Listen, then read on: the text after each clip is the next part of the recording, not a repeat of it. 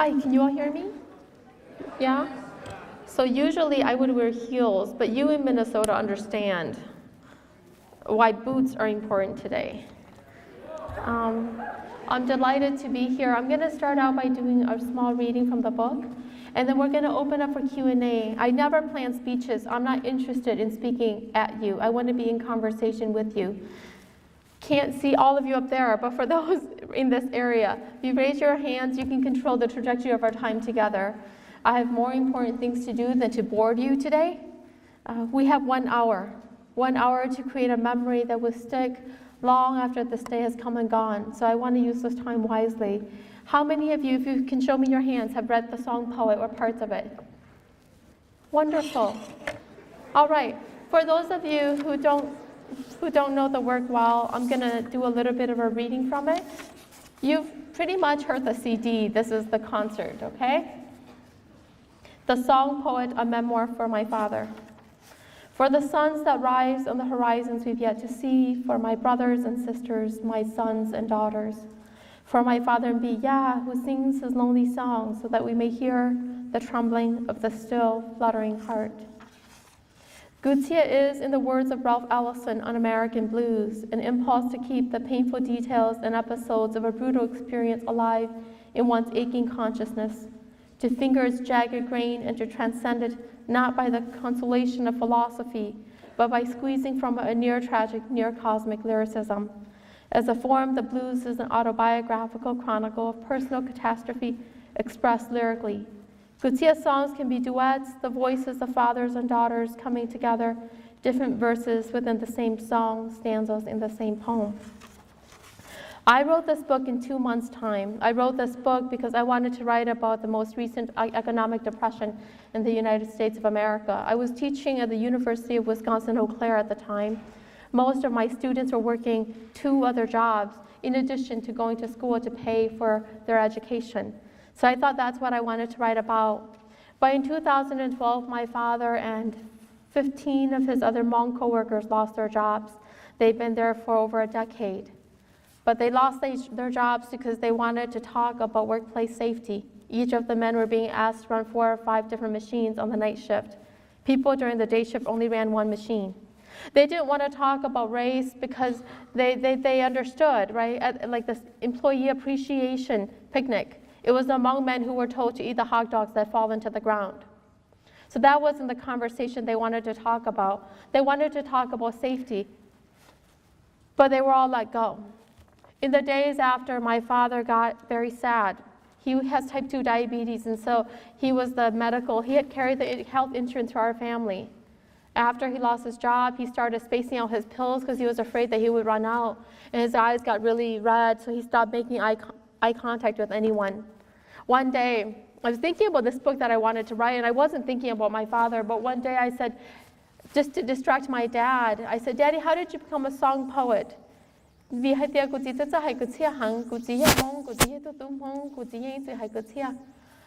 He's always been a beautiful song poet in our tradition. Outside our doors, my father didn't know the English words to navigate the bigger world. But inside our doors, inside our community, he had this voice that everybody cherished and loved. And so I said to my dad, I said, "How did you become a song poet?" He looked at me, he looked away, and he said to me, "Menai, when I was young, there were very few people around me to say the beautiful things to me. My father died when I was just 2 years old. Your grandma had to take to the mountainsides and the fields to feed us. There were 9 of us. And so I used to go from the house of one neighbor to the next, listening to the things that people had to say to each other. By myself, I'd whisper the words to comfort my heart. The words escaped on a sigh, and a song was born." And I said to my father, I said, "Daddy, that's beautiful." And then I jokingly said, "Maybe that's the beginning of my next book." My father looked at me and he said, "Maybe it's the end." So I thought he wanted to play. And then he said, "Menai, nobody wants to read a book about a man like me. We live in a world where there are presidents who can write books about themselves. Why would anybody want to read a book about a man with rough hands, stumbling his way into English?" I have an incredibly stubborn heart, people. I've always had this incredibly stubborn heart. I don't know when to let go. And so then the idea was born. If my father believed that nobody would be interested in reading a book about a man like him, then it would become my job to prove it otherwise, to prove my father wrong. Which is why perhaps I'm a little emotional about standing before all of you. Hastings is the second community that's chosen the song poet as their community read. Tonight I get to call my father once the keynote is done and say, Daddy, the second community in Minnesota has chosen to read your book, and tonight I met them. I'll tell him about all of you. I said, I'll tell him.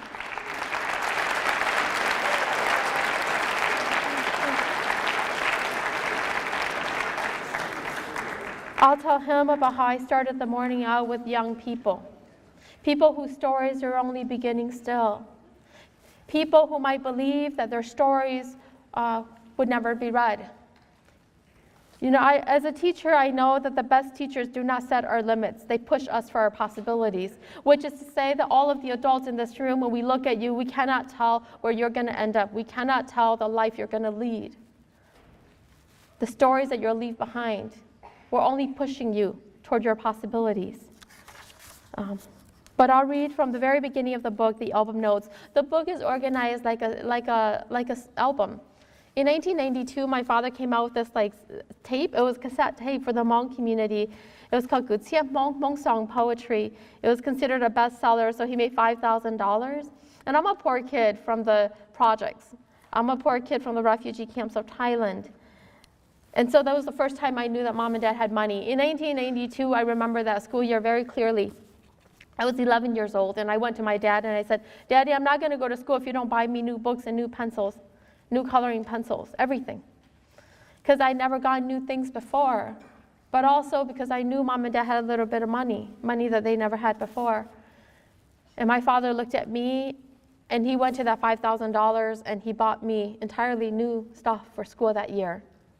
I knew that his goal was to create a second album, to use that $5,000 to create a second album for our community. But I was a kid, and like most kids who belong to loving parents, sometimes I thought about what I wanted. Often I thought about what I wanted before I thought about what they needed. And so then my sister saw what I did, and she went to her father. She said, Daddy, I need a new jacket. I need new winter boots. I need new scarves, mitts, hats, everything. And so does Kalia. If you don't get it, we're not going to go to school. And so our father went back to that $5,000, and he took more money. Over the years, the younger kids came, and they saw what we wanted and what we needed. And it translated, the second album translated to the chicken drumsticks in our hands, to the bowls of rice in front of us. The second album never came out. And so when I was thinking about this book and I was writing about this book, yes, I wanted to write about the economic depression of the United States of America and its working poor, but I also wanted to capture into literature the poetry of my father. Knowing I would never do it justice. I don't have the language that he has. The depth of poetry in English just sinks so deep. But a long time ago, I told my dad that I was the biggest disappointment of his life, that I was too small and too dumb to live the bigness of his dreams. I told him that I was a failure that he didn't know was coming. And I remember my father told me that I was the best thing he'd ever seen, his only chance going forward, that if I didn't give it my all, then there was no point for my father to be in the game. And so this book is an effort to put a man who barely reads and writes in English into the game of literature. And so I begin from the album notes. My father would never describe himself as a poet. In Laos, he was a fatherless boy. In Thailand, he was a refugee waiting in the dust. In America, he is a machinist. Through it all, he has been a poor person yearning for a father and living to be one. My father is Jumo's husband and the father of 7 children, 5 girls and 2 boys. My father says that on his gravestone, he wants it known that his wife and his children are his life's work. He would love it if we could add, all of Miya's children became good people. I'm the only person I know who describes my father's work as poetry. I'm not referring to the pieces of hard metal he polishes, the rough edges he makes smooth, the coarseness he evens into shine. I'm talking about the songs he composes day and night in Hmong, our language, his Gutsia. My father is not a writer. He does not write down his compositions. He is a singer. He sings them. It has taken me a long time to gain the courage to call my father's work poetry. For much of my life, I've described my father to the world as a machinist. not as the poet I know him to be.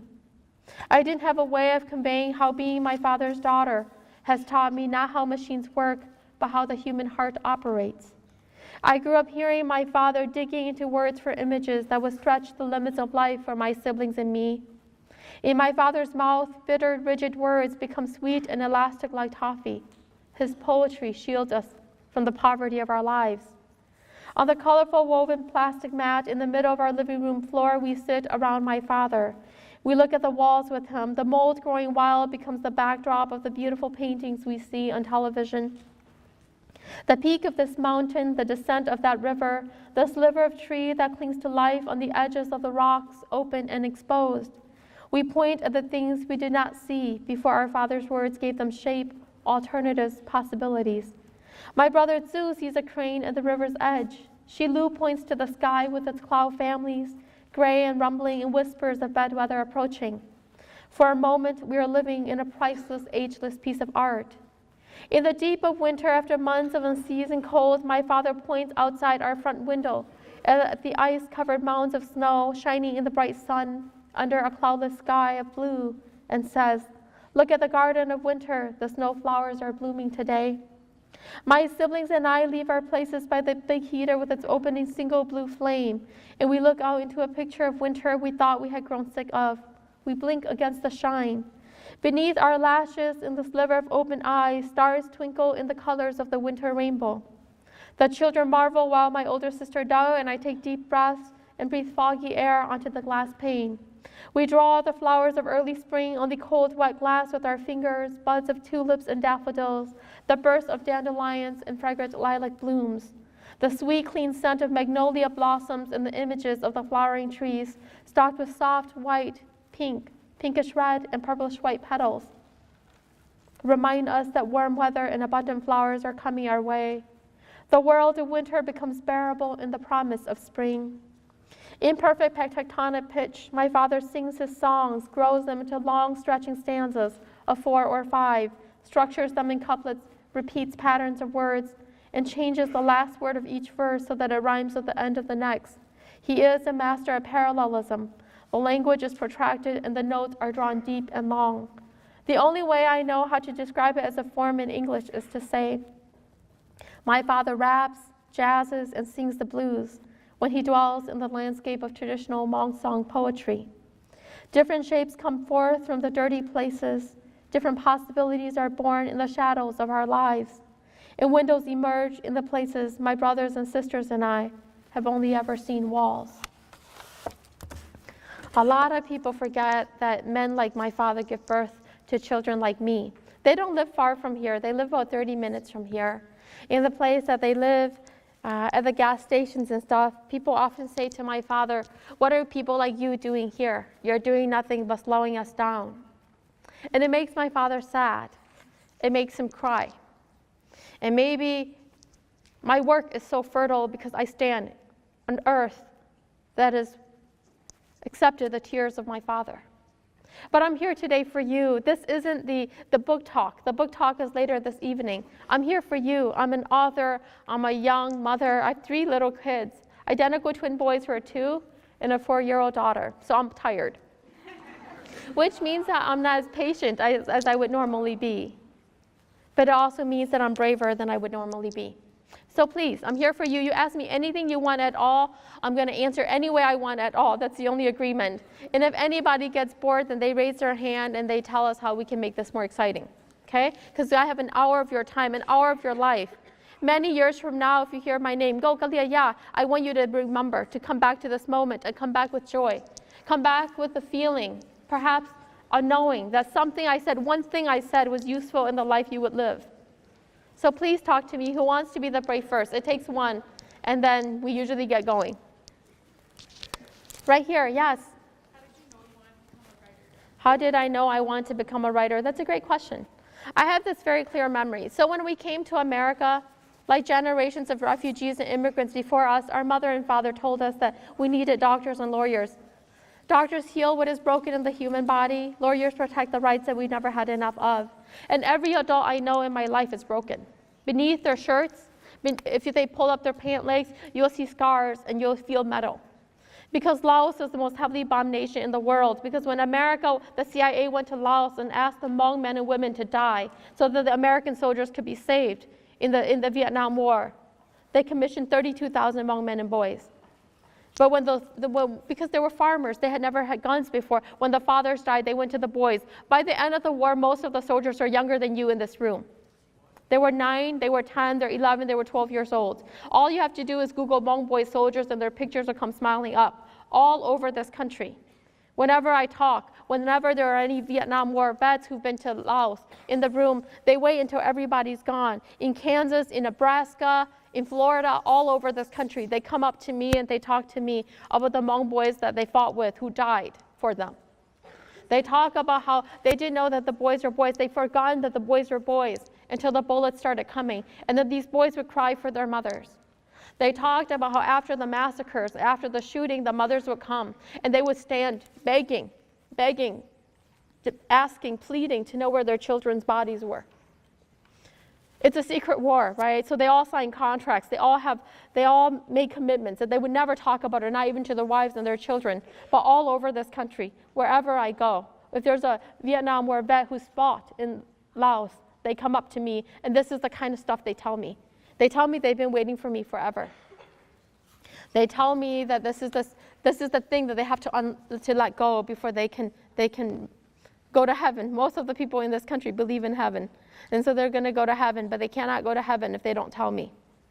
If I'd known that becoming a writer would put me in this place, I don't know if I would have had the courage to become a writer.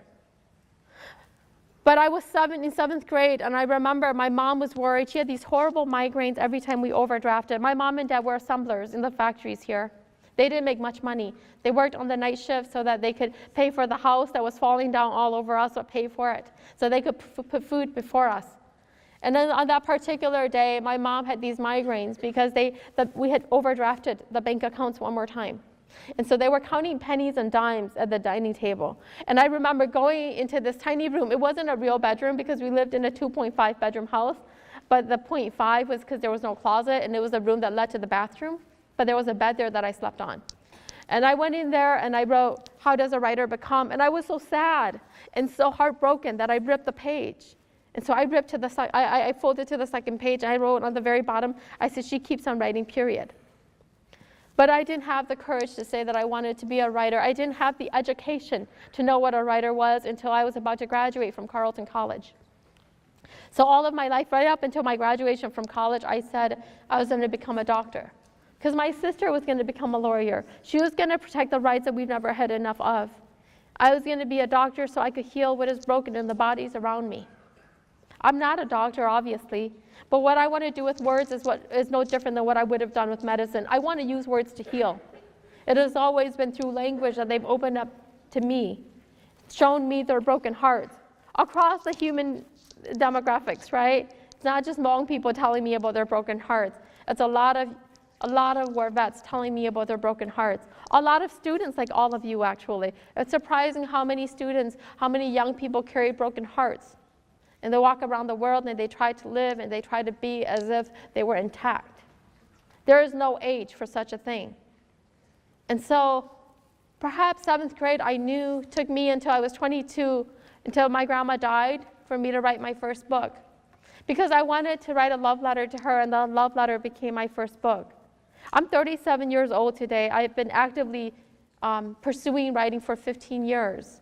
So I'm mid-career. According to all the grants and fellowships that I'm applying for, I'm a mid-career writer. I'm no longer a young writer, which I used to be able to say, people. At the beginning of this whole journey, when I first used to visit high schools during lockdowns, everybody would lock me down because they thought I looked like a student. Even when I was pregnant with my first daughter, from the back, everybody would think I was a student. And then I'd turn around and my belly would be out there and I was like a bad surprise. But I've been at this writerly thing for a long time. And every day, I find another reason to be a writer, which is why I stand a chance of being good. Like today, I can give you an entirely new reason for being a writer. Because 800 Hastings high schoolers, their life would never be quite the same again. The next time they meet a Hmong person, the next time they meet a writer, they will have to reckon with the work that we're trying to do. Every writer in the world wants to write about the human experience. I'm not limited by where I am as a refugee, as a Hmong woman. It is the pulse of humanity that I'm hoping to feel. You know, that's why you write a book, right? If you want to live for a day, you write for the newspapers. If you want to live for a month, you become a journalist. You write for the literary magazines. If you want to live for all of time, you try at literature. That's the thing that I'm trying to do. Did I answer your question? Yeah. And if I don't, then you're going to have to raise your hand and ask me from a different angle, because every single human being deserves more than one chance to get it right, okay? Who else? Who's next? For those of you talking, because I can hear you, if you can hear me, I can hear you. You should raise your hand and ask me a kind of question that you want an answer to. Okay?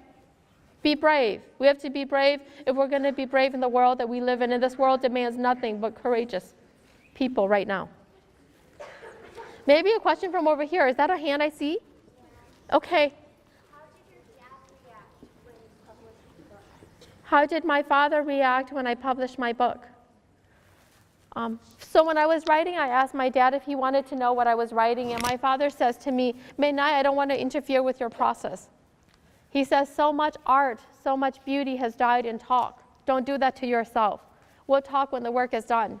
A lot of responsibility. So it was April of 2016, so 2 years ago. My father sat in an auditorium similarly to this one. There weren't this many people. There was about maybe 300 to 400 at the University of Minnesota. And I was up front talking about the book and reading from the book, and I couldn't look at him because he was crying so much.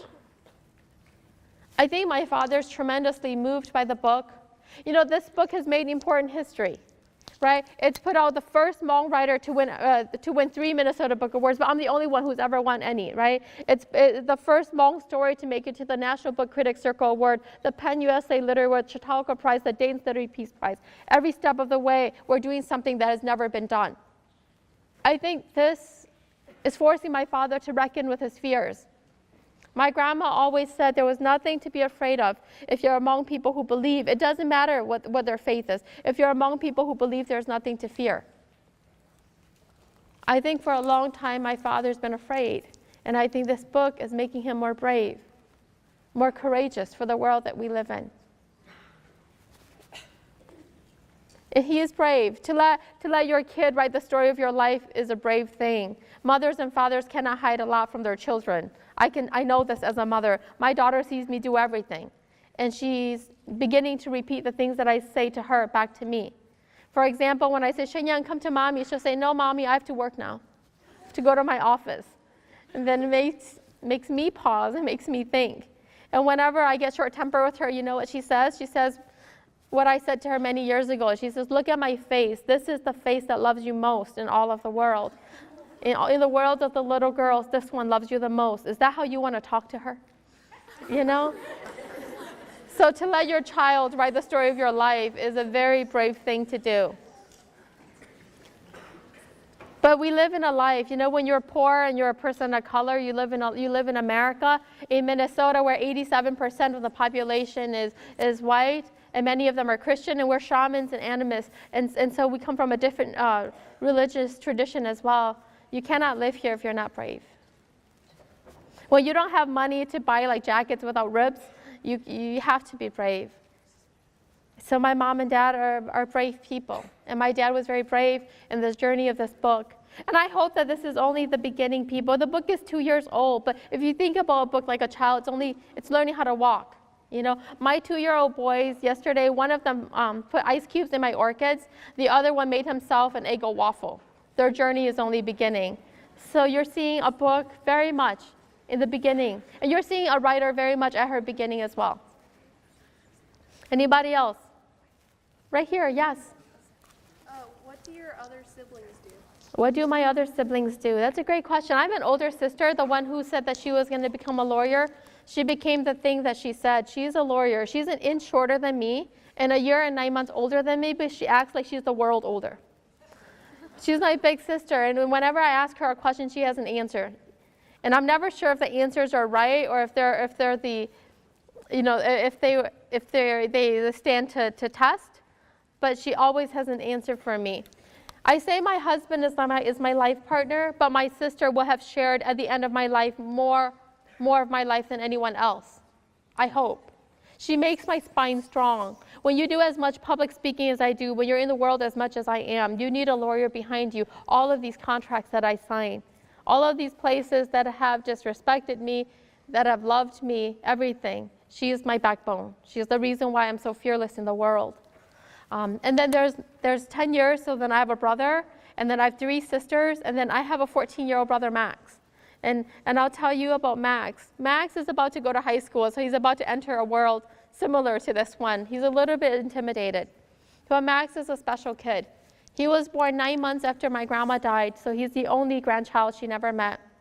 I remember when he first went to school and they had Grandparents' Day, or the acting teacher says, I want you to act like your grandparents. Max went on the ground and he lied down really straight. And the teacher says, no, Max, you don't understand the assignment. I want you to act like your grandparents. And Max said, I surely hope that they're lying very straight wherever they are underneath the ground. So it's kind of a funny thing, but it's incredibly sad. And this is why. I've only had one grandma, my dad's mom. My mom's parents, my mom left her mother at the age of 16 to marry my father. And then the war happened and she was never able to go back. Her mother died in 1893.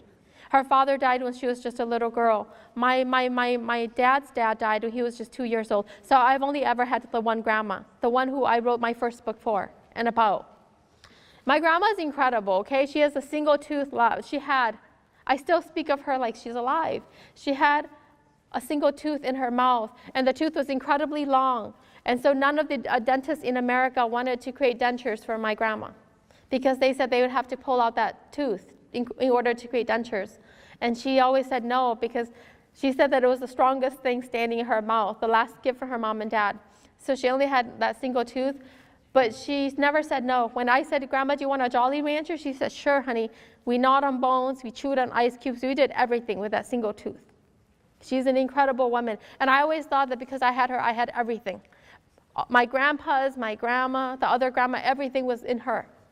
It wasn't until I had my daughter and I heard my mother call out to my daughter, Miss Shenyang, Tatay Luko, Shenyang, your grandma loves you, that I knew what I lived my life without. You know, my children have 4 grandparents right now.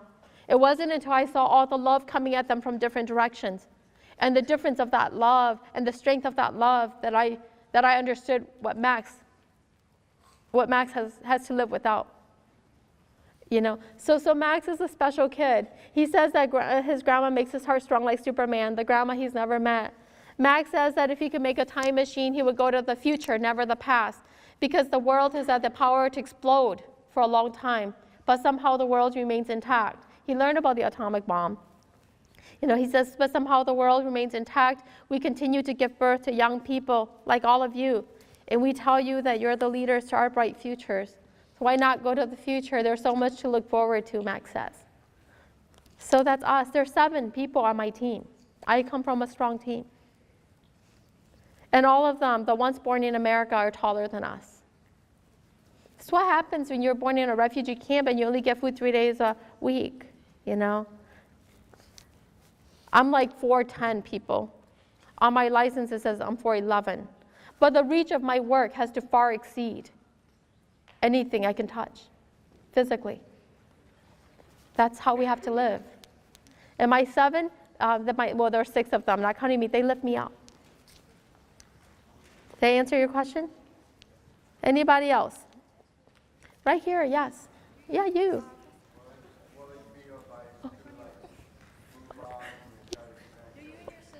Oh, I'm sorry, one at a time so I can hear you, okay? And I can repeat your questions. Yes.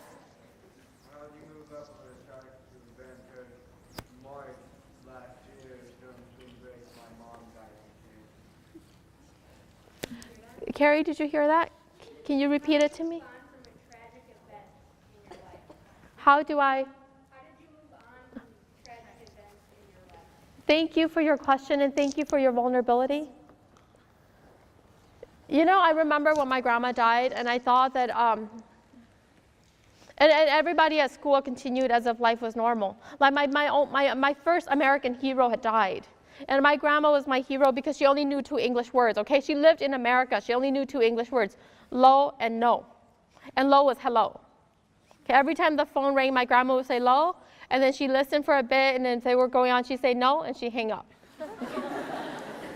In a world where everybody was trying to learn English, in a world where everybody was trying to go somewhere, my grandma understood that wherever she had gone, she'd gone already. And so I thought she was incredible. And when she died, nobody knew.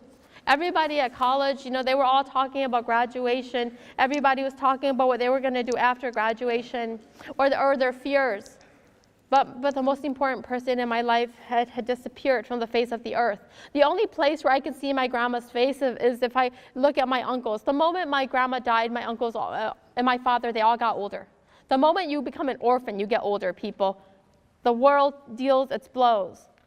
And so I can see touches of her face in them. I'll say this to you. I write to my grandma every day. When I'm talking about her, I still talk about her in the present tense most days.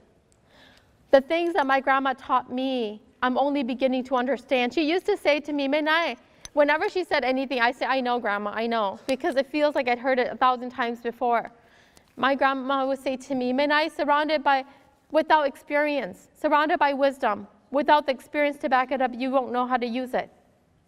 When I was a little kid, and I used to make all these wishes on the stars, and they never came true because we never got a check out of thin air, because I didn't get the grade I wanted, because of all of these things. I used to get sad, and my grandma used to tell me, Menai, send your wishes on the airplanes. That means that they are somewhere in the world waiting for you, waiting to be found. Not the stars, they're too high up.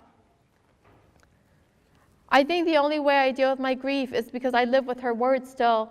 Like when I'm scared and I'm shaking a little bit. Standing in front of 800 high schoolers is a little bit intimidating, right? I think about my grandma. The old woman walked through a war that killed most of the young men. The most heavily bombed nation in the world, people. Right now, the craters in Laos are the size of this auditorium, and there are forests growing wild within them.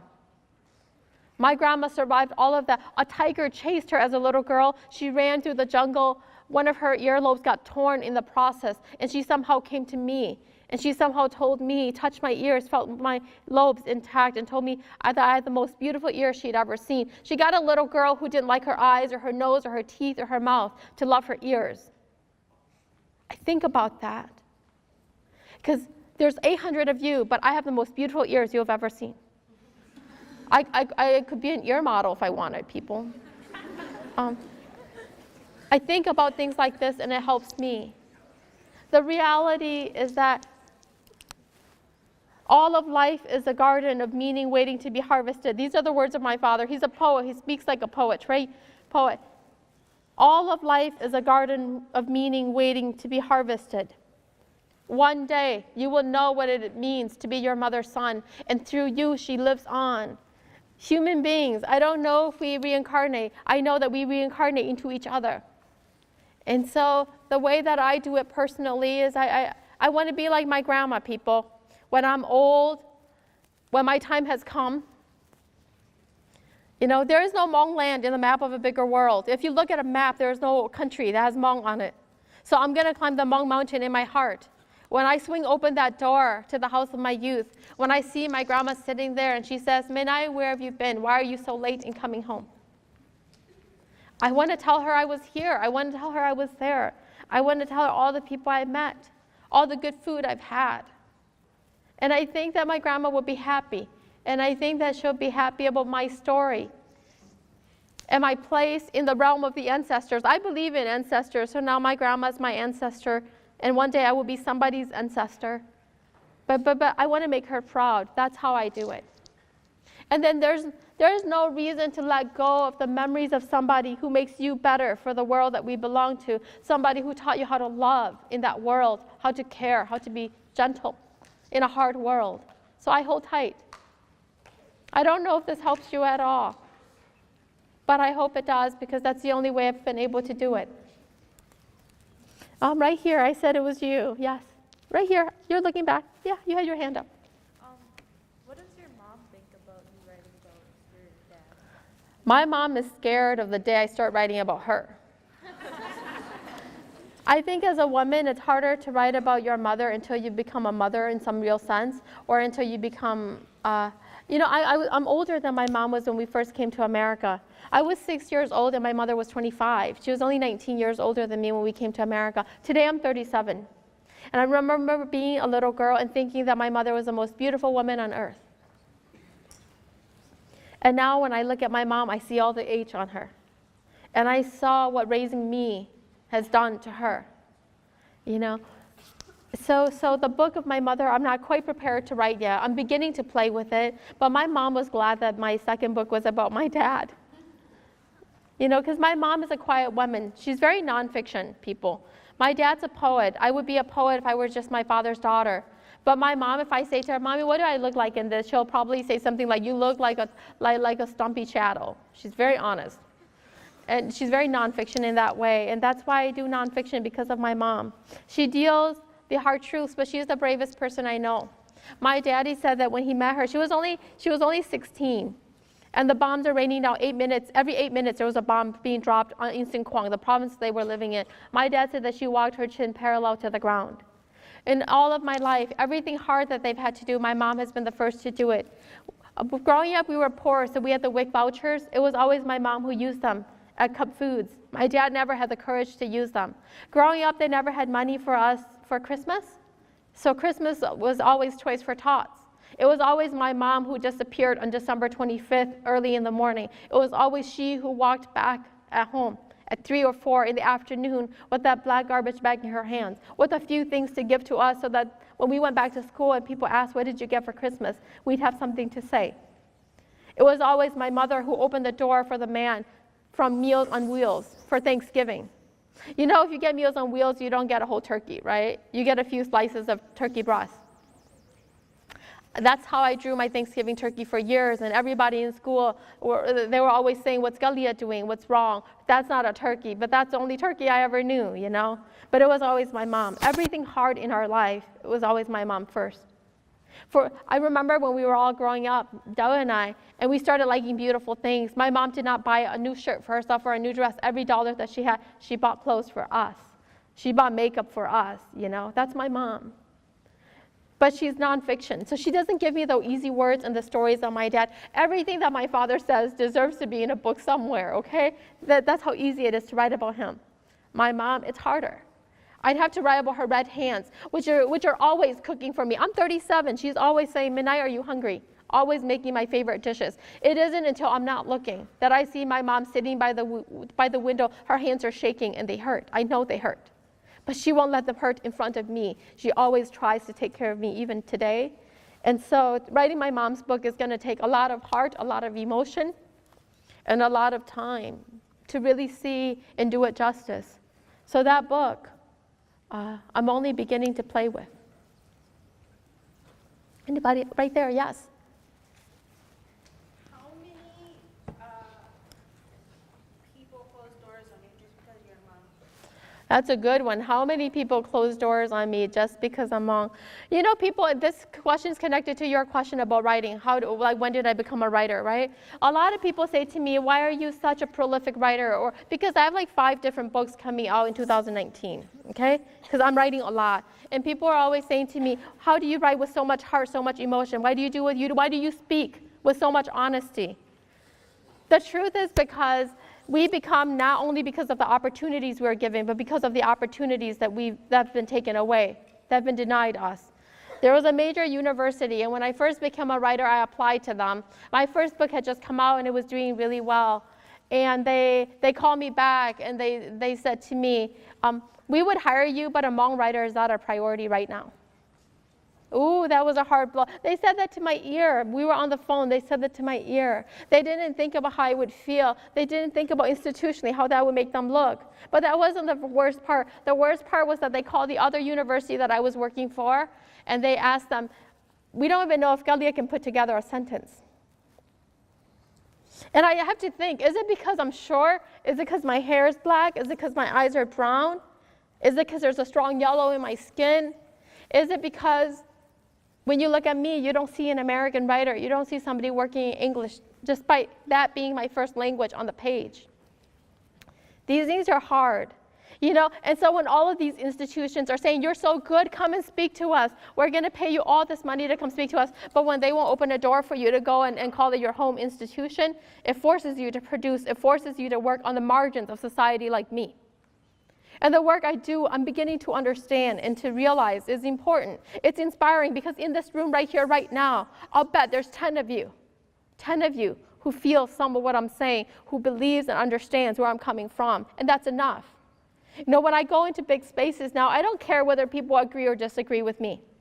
If I can deepen the understanding of one human being, I've increased the quota of understanding in the world. That is the world I'm looking to build. When I write, I'm writing first for the people who would understand, and then for those who wouldn't. That's how it's got to work. Otherwise, I won't be able to go anywhere. We live in Minnesota. There's so many places, and they say, come and talk to us. And I say, I have a speaker's fee. They're like, Garrison Keillor didn't charge me anything. I'm like, do I look like Garrison Keillor? Do I sound like him? Clearly not. He has a beautiful voice. Have I been given the opportunities that he's been afforded?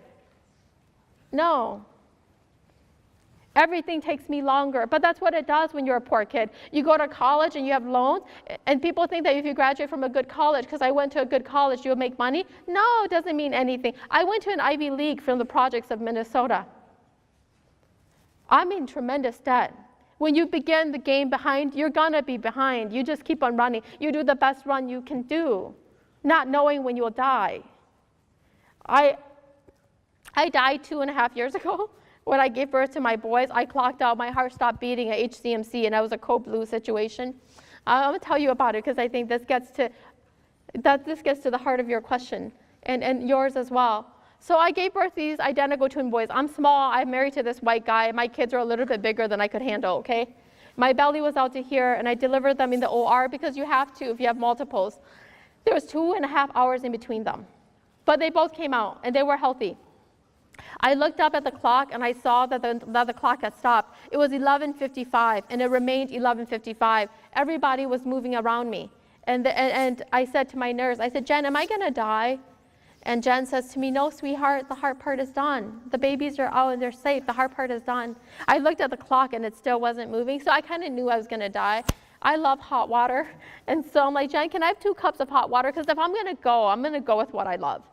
And so Jen brought me 2 cups of hot water, and I drank them down. They cleaned me up, and then I knew it was just time, So I closed my eyes. They wheeled me out, and my mother saw me, so she came running to me. She put her hand on my heart, and my heart stopped beating. And I could feel in that moment, because I've been so cold in the ER, the moment my heart stopped beating, my body started warming up. And it wasn't like electric heat. It was like there was a hot sun in front of me. The moment my heart stopped beating, that hallway in the hospital was full of shadowy people, like hundreds and thousands of them. And I had this feeling in my heart like all of those people had been waiting for me for all of time. All of my life in America, people, I've been fighting to belong. I've been fighting to call this place home, to make this place home, to make this a better place for all the people who would come after me. But in the moment of my death, I was surrounded by all these people who wanted me and who've been waiting for me. Death was great. The coming back to life was hard because I could hear my mom crying. I could hear all the doctors, And they said, what's your name? What's your name? And the moment I heard, I said, Kao Kalia Yang. I didn't say Kao Yang. I didn't say Kao Kalia Yang. I said, Kao Kalia Yang. And the doctor said, she's incoherent, central line to her heart. So I felt them put a central line into my heart to get me to come to life again. All of my life, I've been afraid of death. Death has been my biggest fear, above and beyond racism, above and beyond gender expectations, above and beyond poverty. When you've been poor all of your life, you're not afraid of poverty. It was death. But I died 2.5 years ago, and I'm here to inform all of you that you all will die successfully. There's nothing to be afraid of. There's nothing to be afraid of. If there is one thing in life, it is that we will eventually die. For me, the magic of this journey is that I get to explore. I get to be an adventurer in the process. Every door that I knock open remains open for other people like me. For example, I'm pretty sure we're making history right here, people. I'm pretty sure there's never been a Hmong author here at Hastings High School with an auditorium this size before all of you. This is the first time it's ever happened. In my heart, I want to believe that it's not going to be the last, that it's not going to take another 30, 40 years before this happens again, because I want a Somali person up here. I want a Karen person up here. I want all of America up here on the stage. You know why? Because it's important. It's important for you to see me, to know that you're not just good enough to be in the audience, that you're good enough to stand in front of it as well. That's an important lesson to teach. Because regardless of what people see in us, we have to see in ourselves what we are worth. That's what it's about for me. So every step of the way, I'm proving something new. I have to exceed expectations. It's not enough that I'm what you expect. That's not what I want to be, because what you expect of me is not enough. It's not big enough for my humanity. It's not big enough for my heart. It's not big enough for my mind. That's what it means when you're continually pushing. Does that make sense? Did I give you an answer? Yeah. I'm giving you the truth. Anybody else? Right here, yes. What can people doing here do? What can people living here do to make this a more welcoming place for others, right? I'm going to say this now. It's probably going to be the first time you've ever heard it in your lives, many of you. My father taught me this when I was very young. He said, the sky that I live under fell on me, and the earth that I walk on threw me off, and I became a refugee without a home. Who's to say that this country will remain intact like this for the next 5 years, the next 10 years, the next 15, the next 20? Nobody knows. The reality is that all of us could become refugees in the next 10 years with the way this country is going. And if we were to go somewhere else, into a different language, into a different culture, what would you like for yourself? That's the question. That's the heart of the answer to your question, right? How do you want to be treated? But also, my grandma used to say this to me, Menai, every time you have the ability to help somebody, you have the power to hurt them. To help is to love, is to build a relationship. You can't just give food to somebody you don't care about and expect their life to get better. That's not how life works. We're able to grow what we love, you know? And so maybe I'm here, and I'm here with so much conviction. I'm 37 years old, people. One day I'm going to get old, and maybe then I'll look back to today and I'll see like the folly of my convictions. But that day cannot be today. It cannot be yesterday. It cannot be tomorrow. Today I'm here because I love all of you, because whether you look like me or not, whether you know it, you are building the country of my dreams. You're going to get further to the future than I ever will. When all is said and done, when I'm nothing more but dust on the ground, you'll still be the ones keeping the schools open, running the school buses to take the kids. You're the ones. So our futures are tied. If you understand it that way, you'll be just fine. That you have a stake in the well-being of another. That's what it takes. Anybody else? Right there, yes. Directly in front of me. Do I have any pets? Yeah. Oh, I'm allergic to pets. I have kids. I have kids, and they take a lot. I don't have the space in my life for pets. But I'm dreadfully allergic to cats. So in my contract, right, because I speak all over the country, and whenever I go to speak, other people take care of me, and they take me in their cars and their homes.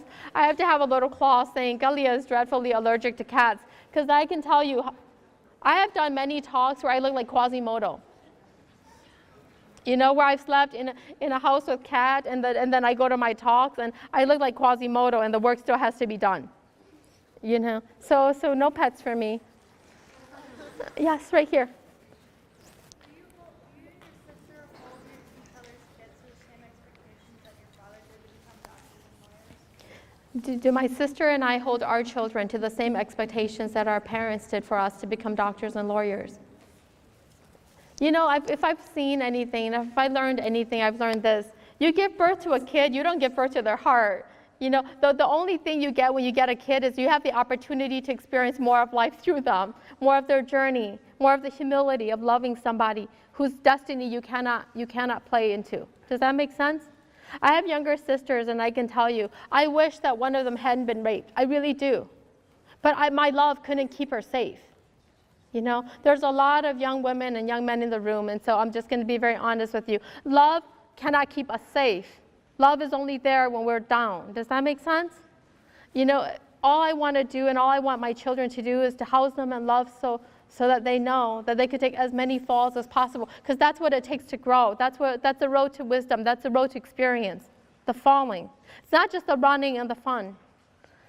Whatever they choose to be, I hope that I teach them that they have to fight with all of their heart, that they can only be their most authentic self if they're fighting from their heart space. Does that make sense? Because, I'm not the writer that maybe that I thought I was going to be. I'm just the writer I am. I wish I could speak to you in Barack Obama's voice. I love his voice. I cannot. This is all I have for you. It's a weak voice. Away from a microphone, you can barely hear me. It's a weak voice. We are the best of what we are. It is all of the things that make us different that we have to give the world. Does that make sense? Those are your gifts to the world. It's not all the things that make you the same. It's all the things that make you different. That's all I hope for my children. That I get to experience whatever their journeys are. That I get to be there to love them when they fall. And somehow that they keep on going. And my biggest hope of all is that I die before they do. I think that I don't have the heart to bury my children. Does that make sense? Okay, I'll just take 2 more questions, and then I think we have to wrap up. So right here, yes.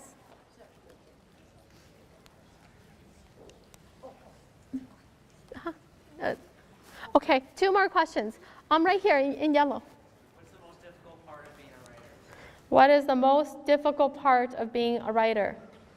Any other job in the world, if you're a lawyer or a doctor, to say that, or a teacher or a fireman, there's kind of a career path that you take. When you want to be a writer, there really isn't, because the reality is in America, it's harder to become a writer, a successful artist, right, than it is to become a professional athlete. Think about that. I'm not LeBron James, people, but it's harder to become a professional artist, a successful artist, than it is to become a professional athlete. I think finances is the hardest part of it. Unless you're independently wealthy, you always have to worry about money, the daily demands of life. It is hard to gain perspective if you're caught under the web. Does that make sense? It's hard to know what the sun feels like if you're continually standing in the rain. And it's a rare, rare moment when you see the drizzle and the sunlight and somehow the rainbow races across the sky. That's a rare moment. And so to hold the memory of that moment and let it sustain you through the storms, that's the hardest part. But persistence is key. I can tell you that if you want to be an artist of any kind at all, you have to persist, because people are going to drop out. And the fewer there are in the game, the less competition there is. But the reality is also the more persistent you are, the more lessons you learn every step of the way, and the stronger you become. Because after today, after this morning, it's not even today, I still have a keynote tonight. After today, 800 of you will know who I am as a writer, above all things, as a writer, as a public speaker, as a teacher. You cannot be an artist alone. You cannot be a writer alone. You have to be multi-talented, multitask. The number one skill that you need in order to become a successful artist is the ability to love people who are unlike you. Because you have to understand where they're situated. You have to understand how they feel. You have to understand the journeys they're in. And so that you have to have a heart, an elastic heart, for lack of a better word. And that is the hardest part of all. Because if your body is tired, you eat good food, you get sleep. Okay? If your brain is tired, you read good books, you talk to intelligent people. When your heart gets tired, it's a much harder problem you have on your hands. And so keeping that heart pumping, keeping that heart exercise, keeping that heart, looking at the rainbow despite the rain is a hard thing. It's the hardest thing of all. Okay, one more and then we're done. Right here, yes. What is the question that you want? Oh, that's a good one to end on. What is the one question that I want to be asked? Right now, in this moment. 100 years from now, what do you want to be remembered as? I'm 37. I'm not going to live to 137, just to do the math. 100 years from now, I want to know that Kao Kalia Yang died fighting for the thing that mattered. That's it, that's all, that I died fighting for. It's not that I'm going to succeed, because I know that the people in the history books, they're there because they didn't succeed. Martin Luther King Jr., because this is African American History Month, right? Rosa Parks, they all died fighting for a better world. They fought dying for that world. They died fighting for that world. So I just want it known 100 years from now that I fought for the things that mattered. With that, we are out of time. Have a wonderful day. Thank you.